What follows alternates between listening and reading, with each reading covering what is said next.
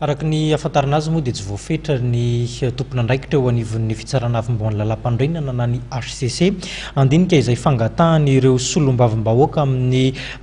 fanonganana ny filohan'ny Repoblika Ampirinasandriamatoa Hery Rajaonarimampianina izay mafapana zany ankehitriny ny raharaham-pirenena eto Madagasikara tsy ny Andrela ihany koa fa dia nitondra ny fomba fijery ny filoham-pirenena Andriamatoa Hery Rajaonarimampianina manoloana izay fanapahan-kevitry ny solombavim-bahoaka izay tsy manam-pikasana andrava ny anteny meram-pirenena ny tenako io no votoatin'ilay fanambarana izay nataony tamin'ity andro-androany ity nampitandrina ihany koa ireo manam-pikasana anely na ihany koa anakirotana eto amin'ny firenena ny filoham-panjakana ankehitriny. Betsaka ny resaka mandeha,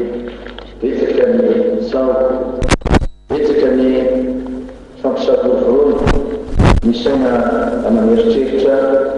vitsivitsy asa izay ary indrindra omaly andriafantsika teny amin'ny antenera pirenena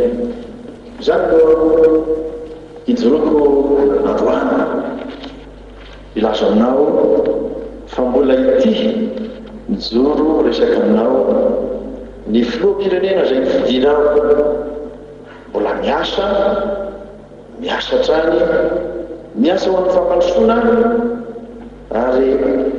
mitsinjo ny tombotsoan'ny vahoaka malagasy. Araka ny fanambarako hatramin'izay dia mila fitonina ny firenena, mila fitonina ny vahoaka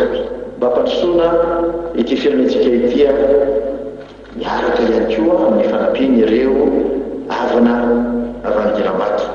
Niezaka foana nalaja zany tandanany zany ka eo alohany ny zavatra niseho